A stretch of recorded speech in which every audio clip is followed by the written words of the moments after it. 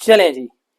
और अब हम आगे चलते हैं। कल हमने सारी फॉर्मेट की डिस्कशन की थी और हमने कहा था ये सारी कैलकुलेशन जो है ये किसके बारे में है, ये हम कैलकुलेट कर रहे थे और ये क्या था और क्या नहीं था सारा हमने देखा था।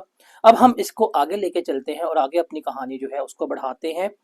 अब देखें ये सारा कुछ जो है ये इनकम की कैलकुलेशन जो हम कर रहे हैं ये बेसिकली किसी स्पेसिफिक टाइम पीरियड के लिए होनी चाहिए ना, किसी स्पेसिफिक टाइम पीरियड के लिए इनकम होनी चाहिए ना।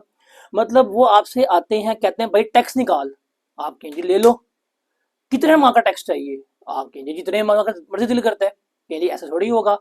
वो एक बंदे के पास आके एक माह की इनकम का टैक्स ले जाते हैं, एक बंदे के पास आके 2 माह की इनकम का टैक्स लेके जा रहे हैं, एक बंदे के पास आ रहे हैं उससे आगे क्या कहते हैं वो 1.5 साल की इनकम पर टैक्स ले जाएंगे, किसी को माफ कर देंगे। तो कि ऐसा होना चाहिए नहीं, एक स्टैंडर्ड होना चाहिए कि जिसपे कहें कि इतने टाइम की हमें इनकम चाहिए और इतने टाइम की इनकम के ऊपर हम क्या करेंगे, आपसे टैक्स जो है वो कैलकुलेट करेंगे।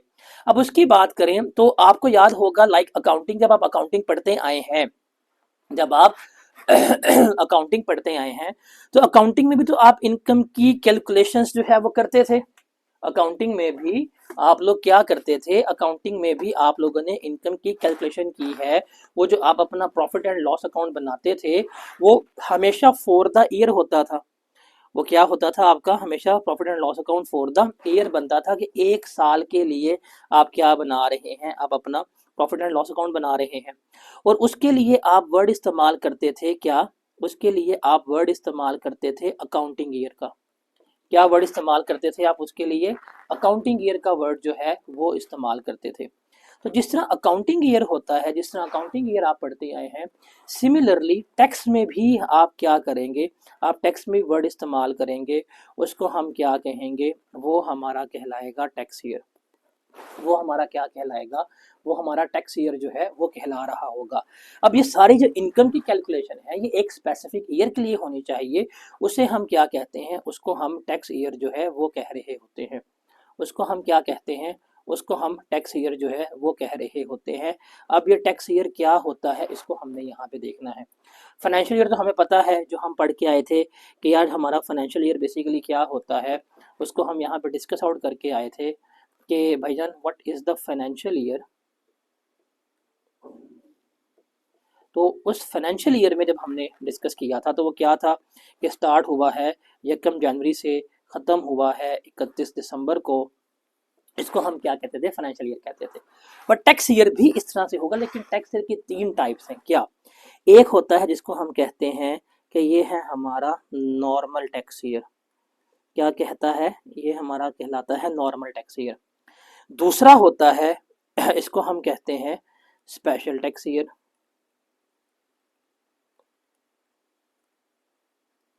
तीसरा होता है इसको हम कहते हैं basically transitional tax year. There are 3 types of tax year, normal, special and transitional tax year. कौन कौन से हैं हमारे पास, normal, special and transitional tax year.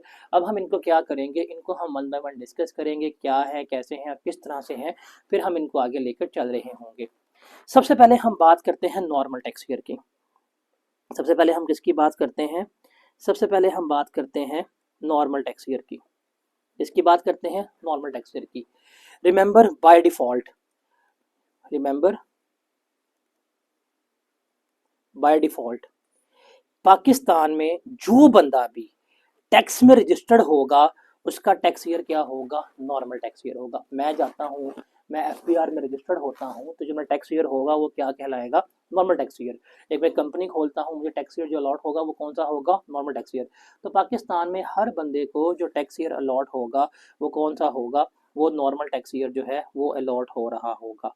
क्या हो रहा होगा, नॉर्मल टैक्स ईयर अलॉट हो रहा होगा। तो what is normal tax year, आपने याद रखना है कि ये वो पीरियड ऑफ 12 मंथ्स है ये क्या है, ये वो पीरियड ऑफ 12 मंथ्स है विच एंड्स ऑन 30 जून। ये वो पीरियड जिसका इख्तिताम 30 जून पे होगा, इसको हम क्या कहते हैं, इसको हम हमेशा नॉर्मल टैक्स ईयर कहते हैं। मतलब क्या हुआ, ये शुरू हुआ 1 जुलाई को, ख़त्म हुआ हमारे पास 30 जून को, तो 12 महीने बनते हैं। एक साल में 12 महीने ही होते हैं, हम 12 महीने की इनकम ही कैलकुलेट कर रहे हैं, हम 12 महीने की इनकम के ऊपर ही टैक्स पे कर रहे हैं, तो ये मेरा क्या कहलाएगा, ये मेरा नॉर्मल टैक्स ईयर कहला रहा होगा। जैसे यकम जुलाई 25 के ऊपर शुरू हुआ, कब खत्म होगा, 30 जून 26 पे खत्म होगा। जैसे शुरू हुआ यकम जुलाई 24 के ऊपर, खत्म होगा 30 जून 25 के ऊपर। जैसे यकम जुलाई 22 के ऊपर शुरू हुआ, खत्म होगा 30 जून 2023 के ऊपर। जैसे शुरू हुआ यकम जुलाई 2019 के ऊपर, खत्म होगा हमारे पास 30 जून 2020 के ऊपर।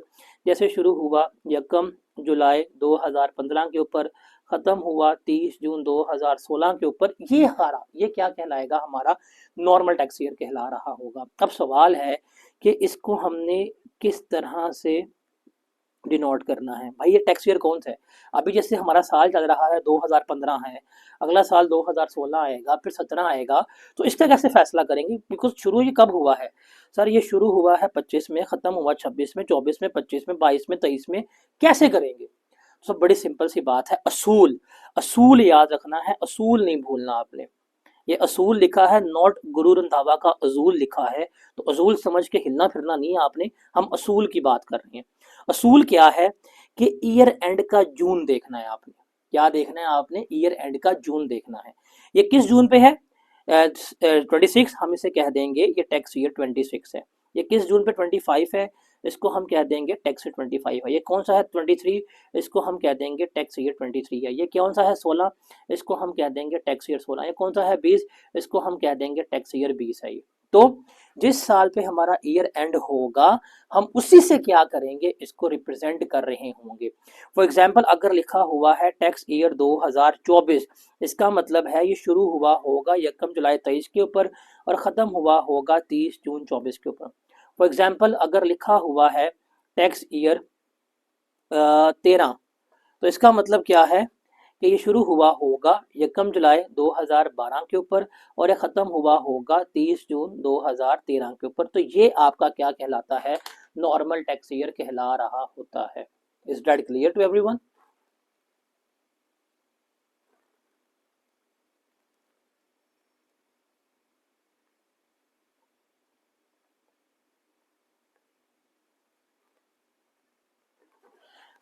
तो बाय डिफॉल्ट एवरीवन जो टैक्स ईयर लेके चलेंगे वो कौन सा उनका होगा, वो उनका नॉर्मल टैक्स ईयर होगा। वो कौन सा होगा उनका, हर एक बंदे का नॉर्मल टैक्स ईयर जो है वो बाय डिफॉल्ट कंसीडर हो रहा होगा। अब सेकंड जो है वो है स्पेशल टैक्स ईयर। वो क्या है हमारे पास, स्पेशल टैक्स ईयर। वो क्या है,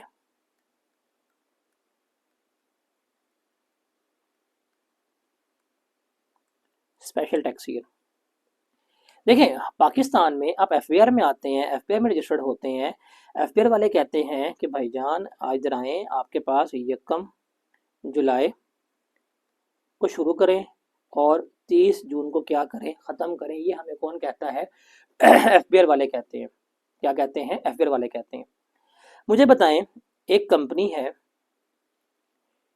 उसका बिजनेस जो है वो है एसी बनाना।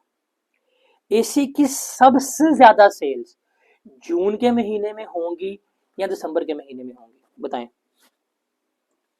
जाहिर सी बात है जून के महीने में होंगी। अगर जून के महीने में उस कंपनी की सबसे ज्यादा सेल्स हो रही है, जून के महीने में अगर उस बंदे की सबसे ज्यादा सेल्स हो रही है, तो मुझे एक चीज सोच के जवाब दें, मुझे एक चीज सोच के जवाब दीजिएगा, क्या उस बंदे के लिए पॉसिबल होगा कि वो जून के महीने में अपने अकाउंट्स को क्लोज करके अपनी इनकम को कैलकुलेट करके टैक्स पे कर दे? उसके लिए मुश्किल होगा। उन्हें कहना भाई तुम्हें 12 महीने की इनकम पे टैक्स चाहिए, मैं तुम्हें 12 महीने की इनकम पे दूंगा, टाइम पीरियड चेंज कर दो। ये टाइम पीरियड अपना धंधा करने का, रोटी कमाने का, तुम कहते हो अपने अकाउंट क्लोज करो, मैं क्या अकाउंट क्लोज करूंगा, मैं तो नहीं कर सकता। सिमिलरली कुछ सीजनल बिजनेस होते हैं, फॉर एग्जांपल आपका बिजनेस है, आपके आम के बागात हैं, आप आम बेच रहे हैं, बताएं आम की सबसे ज्यादा सेल्स जून में होंगी कि दिसंबर में होंगी? तो क्या आप अकाउंट्स क्लोज कर सकेंगे? नहीं कर सकेंगे, बिल्कुल भी नहीं कर सकेंगे।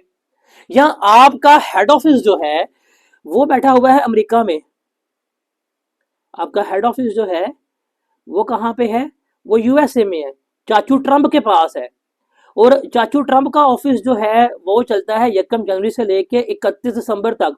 आपका हेड ऑफिस ये ऑपरेट कर रहा है और आपकी ब्रांच जो है वो खुली हुई है पाकिस्तान में, और ब्रांच वाले जा रहे हैं जुलाई से लेके कहाँ पे, जून पे जा रहे हैं। अब फटे पड़े रहेंगे, रिकनसाइल ही नहीं हो रहा। उनका अकाउंटिंग ईयर कुछ और है, आपका अकाउंटिंग ईयर कुछ और है। कहेंगे यार की ड्रामे कर रहे हो यार। तो अगर आपको ये प्रॉब्लम फेस हो रही है कि आपका बिजनेस जो है वो सीजनल है, या आपकी अमाउंट जो है वो सीजनल है, या आपका कारोबार ऐसा है कि आपके लिए पॉसिबल नहीं है, तो फिर आप क्या करेंगे? फिर आप जाएंगे, आप उनको बताएंगे कि सर जी खुदा दा वास्ता है, कोई रहम, कोई दया करे हमारे ऊपर। क्या दया करे, क्या रहम करे, अब हमें ये टाइम पीरियड दें। आपको क्या चाहिए? ये आपको इनकम चाहिए, हम आपको इनकम ही देते हैं। आपको इस इनकम के ऊपर टैक्स चाहिए, हम आपको इस इनकम के ऊपर टैक्स ही देते हैं। लेकिन लेकिन हमें कोई और टाइम दे दें। अब आप क्या मांग रहे हैं? आप अदर देन दिस मांग रहे हैं। क्या अदर देन दिस मांग रहे हैं? तो इसको हम क्या कहते हैं? ये हमारा कहलाता है स्पेशल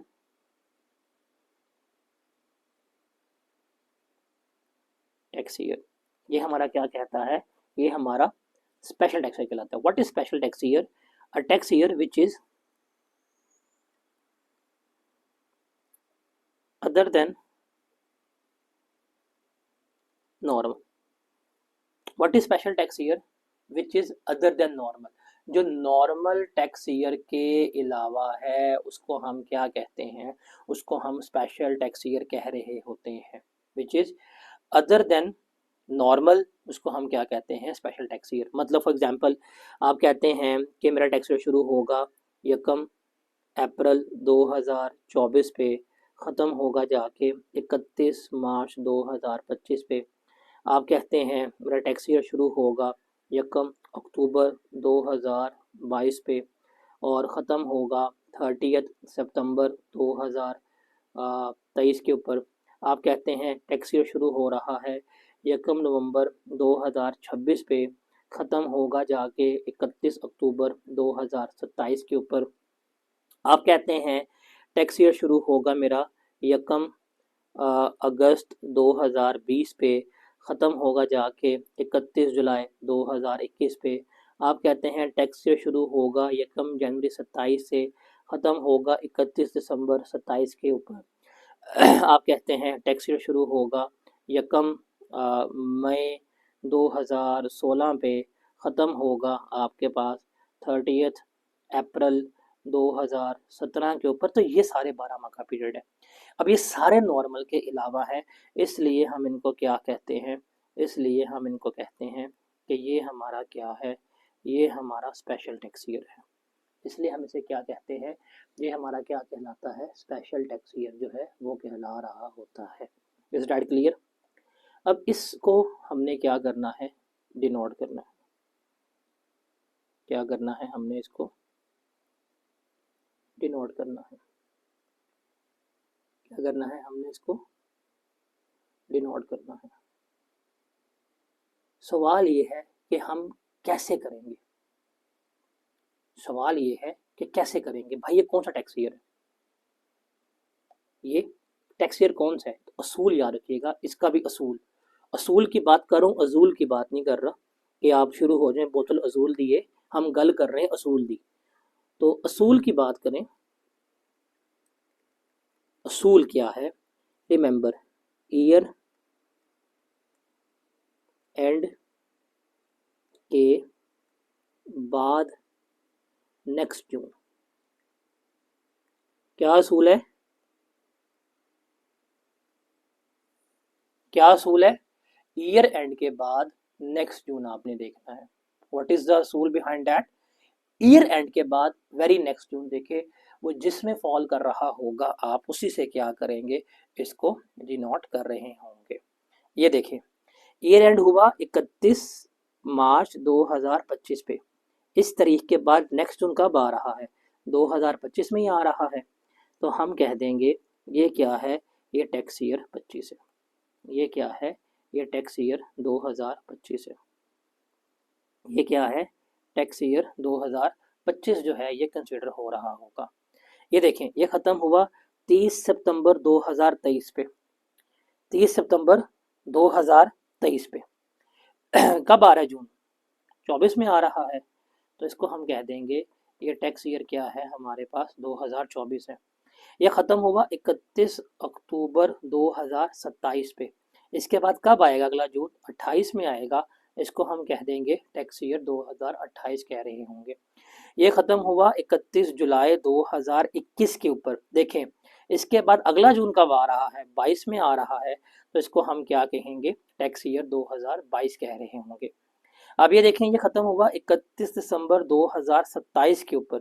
इसके बाद अगला जून 2028 में आएगा, इसको हम क्या कहेंगे? टैक्स ईयर 2028 कह रहे होंगे। ये ख़त्म हुआ 30 अप्रैल 2017 पे। नेक्स्ट जून कब आ रहा है? 17 में आ रहा है, तो ये क्या कहलाएगा? टैक्स ईयर 2017 कंसिडर हो रहा होगा। Is that clear to everyone?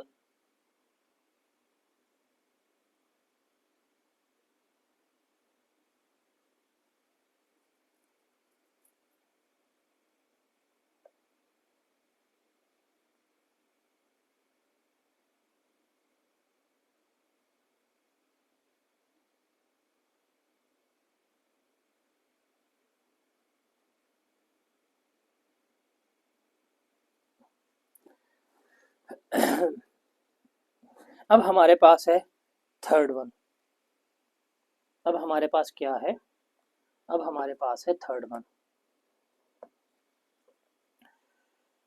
Third one की बात करें तो बेसिकली यहाँ पे आएगा हमारे पास ट्रांजिशनल टैक्स ईयर। क्या आएगा? Transitional tax year.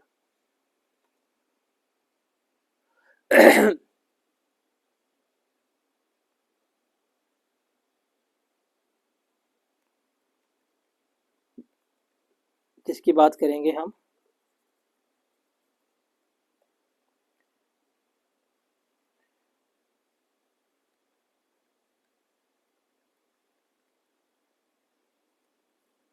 Transitional tax year की।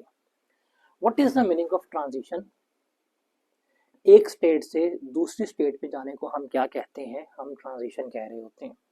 तो सर ट्रांजिशनल टैक्स ईयर क्या होगा, इसको समझिएगा। What is transitional tax year? इसको ज़रा आपने क्या करना है? समझना है, आपने इसको अंडरस्टैंड करना है कि ट्रांजिशनल टैक्स ईयर क्या होता है। इसको ज़रा हम यहाँ पे देखेंगे। फॉर एग्जाम्पल आप अभी यूज़ कर रहे हैं normal tax year. For example आप अभी यूज़ कर रहे हैं नॉर्मल टैक्स ईयर, मतलब चल रहा है 1 जुलाई 2024 पे, ख़त्म होगा 30 जून 2025 पे। ये है आपका नॉर्मल टैक्स ईयर। आप कहते हैं सर मेरे लिए ये पॉसिबल नहीं है। आप कहते हैं मेरे लिए ये पॉसिबल नहीं है, आप मुझे नया टैक्स ईयर अलॉट कर दें, जिसको हम क्या कहते हैं? जिसको हम कहते हैं स्पेशल टैक्स ईयर। आप कहते हैं जी मेरा हेड ऑफिस का मसला है, ये है वो है, वट एवर।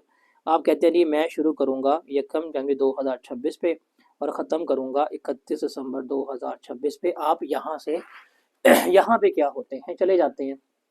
अब देखें अभी आप एग्जिस्टिंगली यहाँ पे हैं, अभी आप एग्जिस्टिंगली यहाँ पे हैं। ये 12 महीने की आप इनकम कैलकुलेट करेंगे। इस 12 महीने की इनकम के ऊपर जो भी टैक्स होगा आप वो क्या करेंगे? आप वो पे करेंगे। क्या करेंगे? इस 12 महीने की इनकम के ऊपर आप टैक्स जो है पे कर देंगे। मुस्तकबिल में तो भाई यहाँ से यहाँ पे इनकम पे होगा, फ्यूचर में यहाँ से यहाँ की इनकम पे भी कैलकुलेट हो जाएगा। लेकिन अगर आप ध्यान करें तो बीच में ये गैप नहीं क्रिएट हो गया? एक ये गैप क्रिएट हुआ है ना, कौन सा गैप है? डेट इज 1 जुलाई 2025 से लेके 31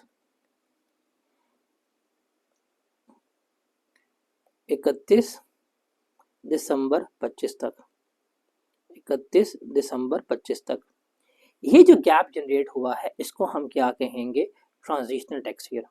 इसे क्या कहेंगे हम? ट्रांजिशनल टैक्स ईयर कहेंगे। इसे क्या कहेंगे हम?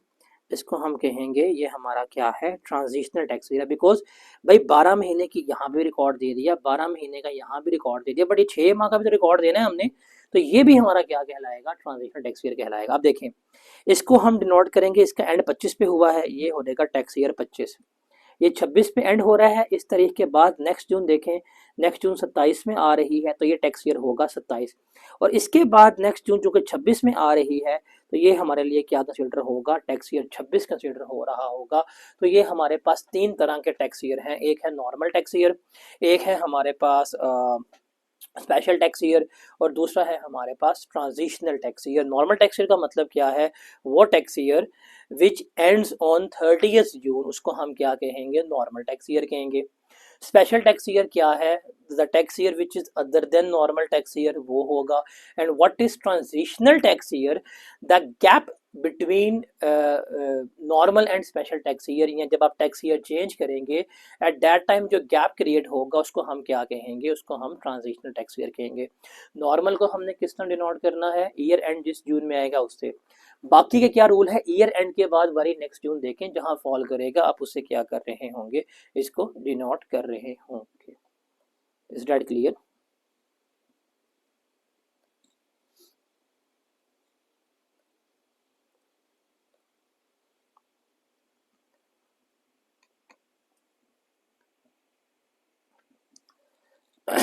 अब है हमारे पास, अच्छा ये जो टैक्स ईयर है ये एमसीक्यूज के लिए बहुत बहुत बहुत फेमस है। एमसीक्यूज के लिए ये बहुत इंपॉर्टेंट है आपके लिए, इसमें से आने के चांसेस भी बहुत ज़्यादा है। एमसीक्यूज आ सकते हैं कि फलाने टैक्स ईयर को कैसे डिनोट करना है, फलाने को कैसे करना है, फलाने को कैसे करना है। वो आपसे ये पूछ रहा होगा, वो लाजमी पूछेगा वो आपसे ये। अच्छा जी, अब है चेंज इन टैक्स ईयर के, अभी हमने पढ़ा कि भाई आपका जब दिल करेगा आप नॉर्मल में जा सकते हैं, आप स्पेशल में जा सकते हैं। तो सवाल ये है कि जो आपका चेंज इन टैक्स ईयर है वो कैसे होगा। सवाल है ये आपका चेंज इन टैक्स ईयर जो है वो किस तरह से होगा, इसको हमने देखना है। रिमेंबर याद रखिएगा कि आप अगर नॉर्मल टैक्स ईयर में हैं तो नॉर्मल टैक्स ईयर से आप स्पेशल में जा सकते हैं। आप एक स्पेशल टैक्स ईयर से वापस किस में आ सकते हैं, नॉर्मल में आ सकते हैं। आप एक स्पेशल टैक्स ईयर से किसी दूसरे स्पेशल टैक्स ईयर में जो है वो क्या कर सकते हैं, जा सकते हैं। ये सारी चेंजेस जो हैं वो आपको क्या हैं, अलाउ हैं। ये सारे चेंजेस जो हैं वो क्या हैं, आपको अलाउ हैं। देखिए प्रोसेस क्या है, क्या देखिएगा, आप सबसे पहले जाएंगे आप सबसे पहले जाके अप्लाई करेंगे कमिश्नर को। आप क्या करेंगे, आप करेंगे अप्लाई टू द कमिश्नर, जो भी कमिश्नर होगा इनलैंड रेवेन्यू एफबीआर का, उसको अप्लाई करेंगे। तो अप्लाई का मतलब दरख्वास्त देंगे, और अप्लाई करने के बाद आप उसको क्या करेंगे, आप उसको अपनी कंपेलिंग नीड शो करेंगे। क्या करेंगे, आप उसको अपनी कंपेलिंग नीड शो करेंगे। आप उसको बताएंगे कि आपको क्या ज़रूरत है टैक्स ईयर चेंज करने की। अभी जो हम रीजंस पढ़ी हैं कि यदि आपका हेड ऑफिस जो है उसके अकाउंटिंग ईयर चेंज है, आपका सीजनल बिजनेस है, अकाउंट्स क्लोज करना मुश्किल है, तो आप उसको अपनी कंपेलिंग नीड शो करेंगे, बताएंगे कि क्या ज़रूरत आपको पेश आई है, why you want to change your tax year. जब आप कमिश्नर को अप्लाई कर देंगे, अब कमिश्नर के पास आपकी दरख्वास्त आ गई है, अब कहानी इसके पास चलेगी। इसके पास 3 ऑप्शन हैं, 2 ऑप्शन है बेसिकली। आपने दरख्वास्त दी, वो क्या कर दे, वो उस दरख्वास्त को एक्सेप्ट कर ले। आप दरख्वास्त दे क्या है, वो आपकी दरख्वास्त सेटिस्फाई हो गया, उसने क्या कर लिया, उसने उस दरख्वास्त को एक्सेप्ट कर दिया। एक्सेप्ट करेगा, एक्सेप्ट करते साथ ही वो क्या करेगा, वो एक ऑर्डर इशू कर देगा कि जी ठीक है जी, हमने इस बंदे का टैक्स ईयर चेंज कर दिया है, ये इसका ओल्ड टैक्स ईयर था, अब ये इसका आगे से न्यू टैक्स ईयर है, ये ट्रांजिशन टैक्स ईयर है, वो कर देगा। बड़ी सिंपल, ये है गुड कहानी, ये है अच्छे बच्चे वाली कहानी, मतलब इसकी बड़े भाई साथ सेटलमेंट है। ये है अब सेकंड कहानी, जिसमें क्या हो जाएगी, जिसमें आपकी कहानी रिजेक्ट हो जाएगी। मतलब यहाँ पे आपके बड़े भाई साथ फटा पड़ गया, यहाँ पे बड़े भाई से क्या पड़ गया है, फटा पड़ गया। लेकिन ऐसे नहीं होगा, वो आपकी तौहीन नहीं करेगा कि जी आप दरख्वास्त दे के आ गया कि जी हेलो कौन बोल रहा है, तो बता चल बदक सारा टैक्स ईयर चेंज कर दिया, ऐसे नहीं कहेंगे, कैंसिल कर दी दरखास्त, ऐसे नहीं कहेंगे। वो कभी भी डिसरिस्पेक्ट नहीं करते, आपको बहुत इज्जत देते हैं कि आप दरखास्त दे के आए, मुंह पर रिजेक्ट कर गए, बतख नहीं कहेंगे, ऐसे नहीं करेंगे। वो क्या करेंगे, वो आपको इज्जत देंगे, ऑनर करेंगे, रिगार्ड देंगे। क्या करेंगे, वो आपको opportunity of being heard provide करेंगे। क्या करेंगे, opportunity of being heard provide करेंगे। ऐसे नहीं, ऐसे फोन पे इनकार करेंगे ना, दिल टूट जाएगा, मासूम सा दिल होता है इंसान का, एवं टूट जाएगा। तो नहीं नहीं, वो क्या करेंगे, opportunity of being heard provide करेंगे, आपको बुलाएंगे। ठीक है सर, आपके पास ये तारीख है, आप हमारे पास अपनी तशरीफ लेके आए, हम आपकी मीठी मीठी जुबान से सुनना चाहते हैं, आप आके अपना मुद्दा तो पेश करें, आपको सुनवाई का मौका दिया जाएगा। जब आप आएंगे, जब आपको opportunity of being heard provide किया जाएगा, आपको सुनने के बाद कहेंगे चल बे कैंसिल। क्या कहेंगे, आपको सुनने के बाद क्या करेंगे, आपकी दरखास्त जो है वो रिजेक्ट करेंगे। मतलब बुलाने के बाद आपको जब इनकार करेंगे ना, आय हाय हाय, चस आ जाएगी, चस आ जाएगी, मजा आएगा आप लोगों को कि भाई हमने आपको बुलाया, आप आए, आप चल के आए, अब हमने कहा यार सॉरी नॉट पॉसिबल, तो आपकी दरखास्त क्या हो जाएगी, रिजेक्ट हो जाएगी। लेकिन अब क्या आपकी दरखास्त रिजेक्ट हो जाए, आप कुछ कर सकते हैं, द आंसर इज यस। आप इसके अगेंस्ट क्या कर सकते हैं, आप इसके अगेंस्ट अपील में जा सकते हैं, आप इसके अगेंस्ट अपील में जा सकते हैं। आप अपील में कहाँ जाएंगे, आप अपील में जाएंगे एफबीआर के पास, कि एफबीआर भाई वो कमिश्नर ने दरखास्त रिजेक्ट कर दी है, तो देखें मैं तो सही था बिल्कुल, मैं तो अच्छा बच्चा हूँ, मैं नन्ना मुन्ना राही हूँ, देश का सिपाही हूँ, तो प्लीज़ मेरी आप दरखास्त को देखें। एफबीआर को जब आप अपील दाखिल करेंगे, एफबीआर का डिसीजन जो है वो क्या होगा, वो फाइनल होगा। आप एफबीआर के डिसीजन के अगेंस्ट सुप्रीम कोर्ट में भी नहीं जा सकते। Is that clear?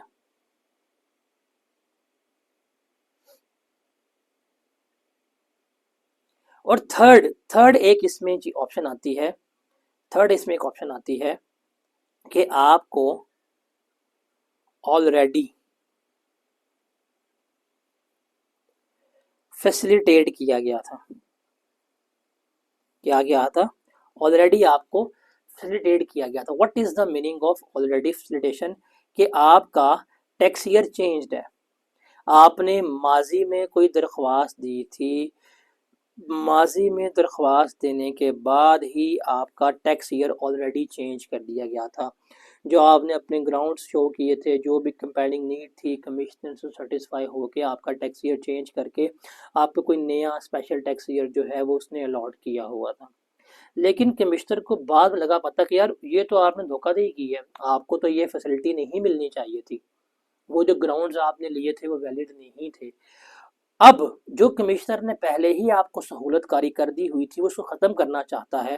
तो क्या ऐसे हो सकता है कि सुबह कमिश्नर उठे और को यार यार कैंसिल कर दो, क्या ऐसे करेगा? नहीं, इस आपकी तौहीन नहीं करेगा। वो क्या करेगा, वो फिर आपको बुलाएगा, तो क्या करेगा, वो आपको opportunity of being heard provide करेगा, बुलाएगा, ठीक है यार भाई बात सुन, याद कर, याद कर, वो तूने हमसे 3 साल पहले कहा था कि जी मेरी एक टांग नकली है, मैं हॉकी का बहुत बड़ा प्लेयर था, तो काइंडली मैं अब आपको टैक्स नहीं दे सकता, तो मेरा टैक्स ईयर चेंज कर दे। तो हमने 3 साल पहले तेरा टैक्स ईयर चेंज कर दिया था, लेकिन अब हमें लगा पता तूने तो उस पर झूठ बोला था, तूने जो उस पर ग्राउंड्स लिए थे वो तो एग्जिस्ट ही नहीं करते। अब क्यों ना जो तुझे हमने ऑलरेडी फैसिलिटेट किया हुआ था हम उसको ख़त्म कर दें। तो आपको बुलाया जाएगा, आपको सुना जाएगा, और आपको सुनने के बाद क्या किया जाएगा कि सर वो जो हमने आपको पहले से सहूलतकारी की हुई थी हम उसे क्या कर रहे हैं, एंड कर रहे हैं। तो रिमेंबर, आपने याद रखना है, आपने याद रखना है कि आपको कोई भी फैसिलिटी से इनकार ऐसे ही मुंह उठा के नहीं हो जाएगा, बल्कि आपको बुलाएगा, बुलाने के बाद सुनने के बाद क्या करेगा, आपको इनकार कर रहा होगा। तो सर ये है आपका चेंज इन टैक्स ईयर। तो अगर हम इसको जल्दी से समराइज करें, what is change in tax year, remember आप नॉर्मल से स्पेशल टैक्स ईयर में जा सकते हैं, स्पेशल से नॉर्मल में जा सकते हैं, या एक स्पेशल से किसी दूसरे स्पेशल में भी जा सकते हैं। ये सारे चेंजेस वगैरह जो है वो आपको क्या है, अलाउ है। क्या करेंगे, आप सबसे पहले जाएंगे कमिश्नर को अप्लाई करेंगे, उसको अपनी कंपेनिंग नीड शो करेंगे, उसके बाद अब बॉल है कमिश्नर के कोर्ट में। कमिश्नर के पास पहला ऑप्शन तो है अच्छा बच्चे वाला कि वो आपकी दरखास्त को एक्सेप्ट करेगा, एक्सेप्ट करने के बाद ऑर्डर इशू कर देगा कि आपका टैक्स ईयर जो है वो मैंने क्या कर दिया है, चेंज कर दिया है। सेकंड जो है वो कहता है नहीं, वो आपकी दरखास्त से सेटिस्फाई नहीं होता, वो क्या करना चाहता है, रिजेक्ट करना चाहता है। तो क्या करेगा, आपको बुलाएगा, आपको opportunity of being heard provide करेगा। जब आपको opportunity of being heard provide कर देगा तो कहेगा बोलो पेंसिल, आप बोलेंगे पेंसिल, वो कहेगा तुम्हारी दरख्वास्त कैंसिल। तो क्या करेगा, आपकी एप्लीकेशन जो है वो रिजेक्ट कर देगा। अगर वो आपकी एप्लीकेशन रिजेक्ट कर दे तो आप क्या कर सकते हैं, आप उसके अगेंस्ट अपील में जा सकते हैं। अपील में कहाँ जाएंगे, एफबीआर के पास जाएंगे। एफबीआर का फैसला जो है वो हतमी होगा, वो कहीं किसी कोर्ट में चैलेंज नहीं हो सकता। थर्ड है कि आपको ऑलरेडी ही हमने फैसिलिटेट किया हुआ था, लेकिन अगर हम आपकी वो फैसिलिटी विड्रॉ करना चाहते हैं तो उसके लिए भी आपको opportunity of being heard provide किया जाएगा। उसके बाद क्या किया जाएगा, बोलो पेंसिल, आप बोलेंगे पेंसिल, कहेगा भाई तुम्हारी सहूलतकारी कैंसिल। तो that is all the process of change in tax year. Is that clear?